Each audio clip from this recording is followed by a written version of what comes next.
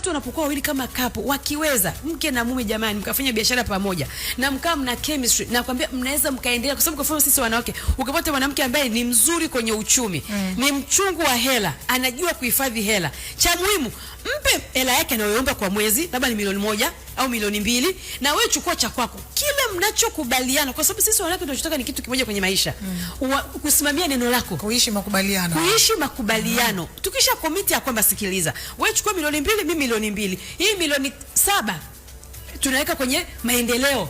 Alafu ukatunza hilo neno, na kwambia wewe kaka unanisikiliza hapa, au wewe ndio unanisikiliza, mkiweza kucommit kwenye hilo jambo, mtakuwa ni billionaires.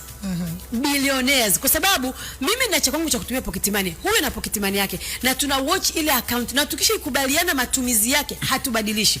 Kama kuna ile ya emergency itawekwa, ya matumizi madogo madogo labda kwa ajili ya emergencies zitawekwa pembeni, ile ya maendeleo bakia pale pale, na tutajikomiti sisi kwa neno. Na mara nyingi kwa nini vitu vinavunjika ni kwa sababu one of the spouses anavunja maagano, anavunja mapatano.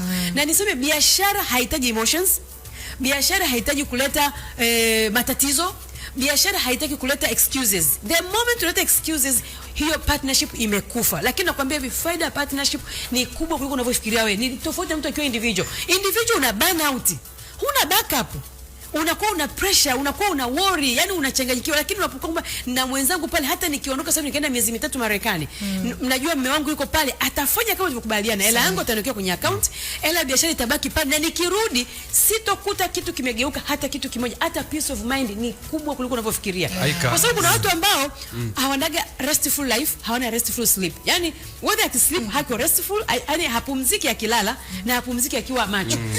Tunatakiwa tu restful. Unajua restful, pumziko la maisha. Hata kama niko kazini, lakini na pumziko. Kwa nini? Najua na partner ambaye ni mwaminifu, ni mwadilifu, na ni mtu anayechunga commitment na covenant tunazokubaliana.